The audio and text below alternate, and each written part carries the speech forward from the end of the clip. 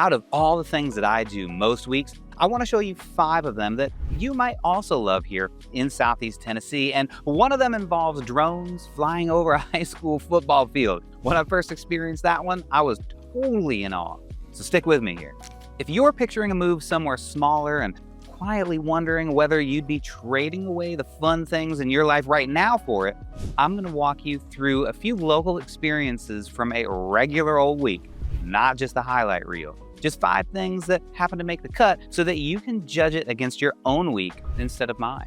I'm Chris Roberts, your Southeast Tennessee relocation realtor, and today I'm going to show you what a real week looks like for my wife Megan and me, because there are only so many top 5 suburb videos that you can watch before you want to know what it is truly like to live in Chattanooga and Cleveland or the surrounding towns here in Tennessee.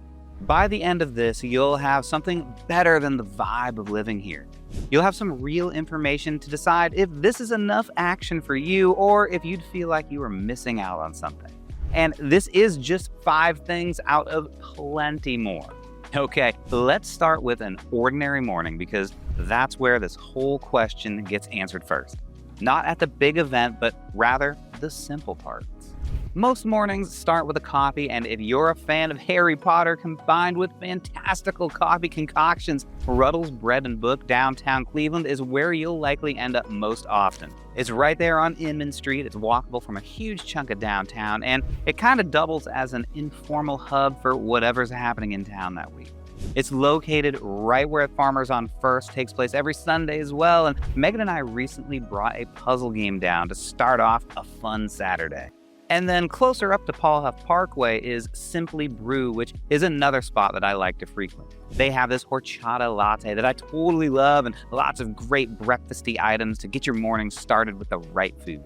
After you've got your energy on the move, one of our favorite areas to head is the Greenway right along the river in Cleveland. It's a pretty easy walk where we bring Hazel and Lola all the time. Nothing dramatic, nothing needs to be planned, but it's the kind of thing where some of you are coming from maybe a whole production where you got to pack the car, drive somewhere scenic, make it a whole event. Here, it's just a Tuesday.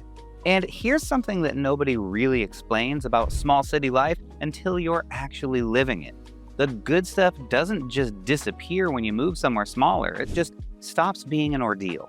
You're not driving 40 minutes and hunting for parking to get a decent cup of coffee and walk along the water. Here, it's built into the day, and when something stops requiring effort, you actually do it more, not less. That's the part that people don't expect. And since a lot of you watching this may have pets, I want to actually walk through this piece because it matters more than people admit when they're picturing a move. Every Tuesday, our dog Hazel goes to daycare at Uptown Hound over in the Mountain Brook neighborhood. It's become just as much a fixture in our week as anything else on this list. We don't even think about it anymore. It's just what Tuesday morning is. Even Hazel knows when it's Tuesday morning and she starts freaking out at the door. And Tinsley Park has a great set of dog parks right next to the pickleball courts. Many pickleball courts. And closer to our home in Charleston, there's a newer dog park that's honestly still pretty underused, which selfishly, I kind of love.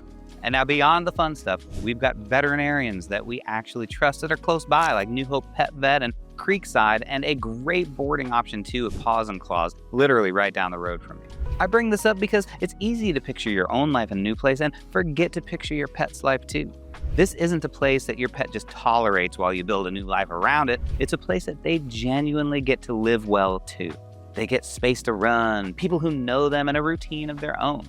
Downtown, most of what we do centers around this little stretch on First Street. Ruddle's, the square right next to it, Hendrick's Burger Bar, the Museum Center at 5 Points, which does rotating exhibits and actually hosts real events, not just static displays.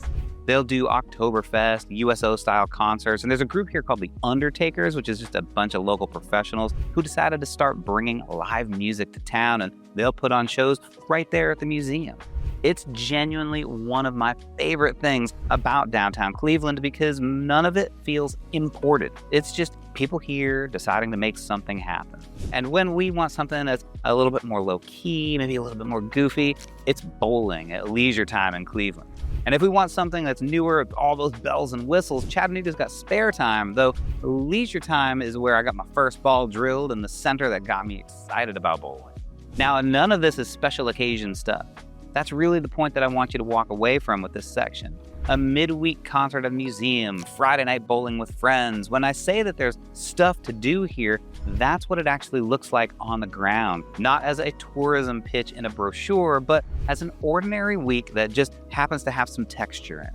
Okay, here's the one that genuinely caught me off guard, and I think it's one that a lot of people relocating here don't even think to ask about.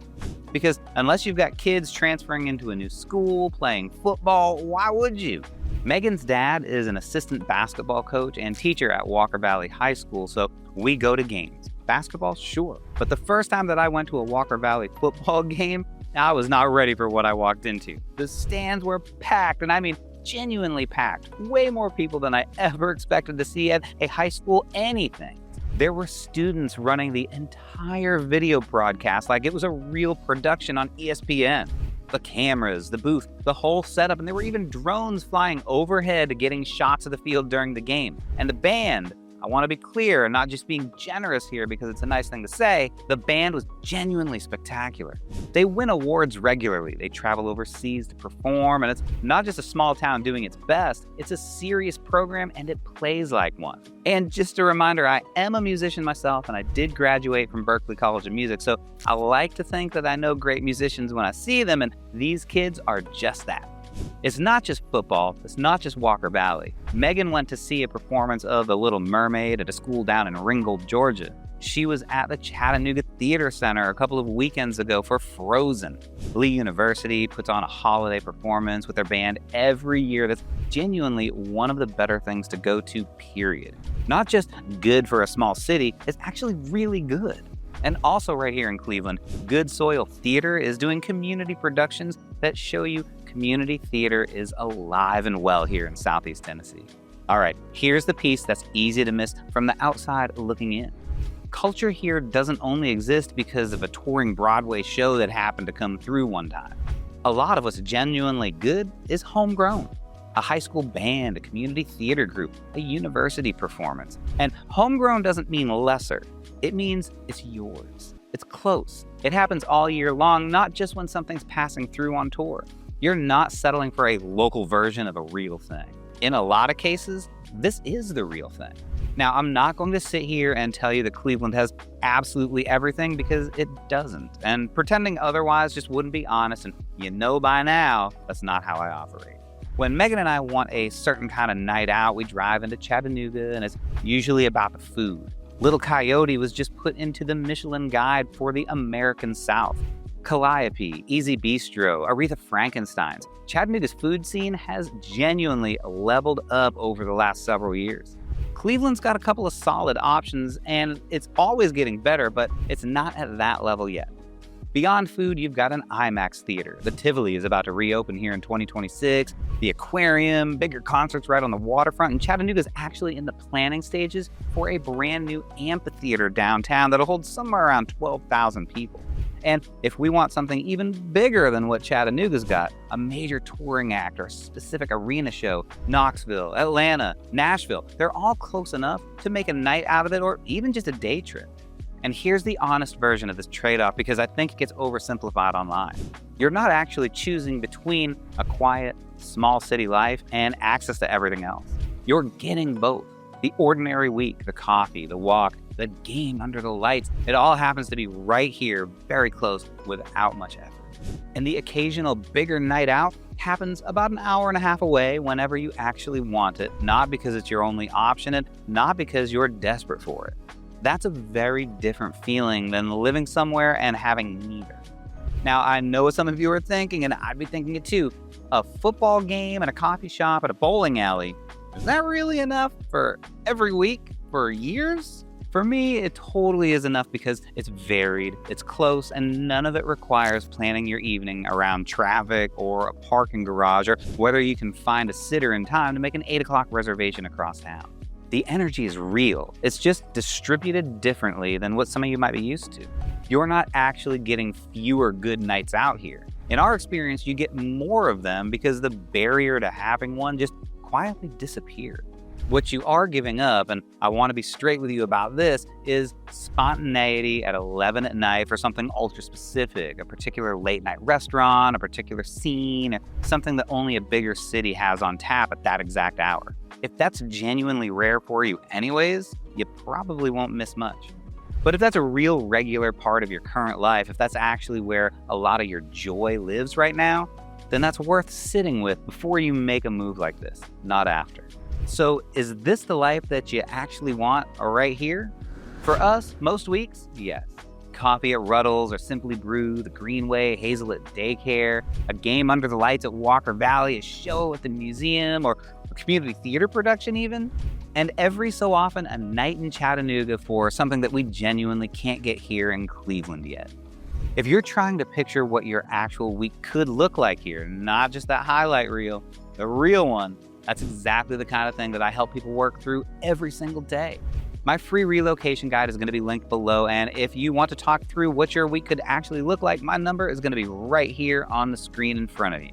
I can't wait to talk with you about what your life could look like right here in Cleveland and Chattanooga, Tennessee.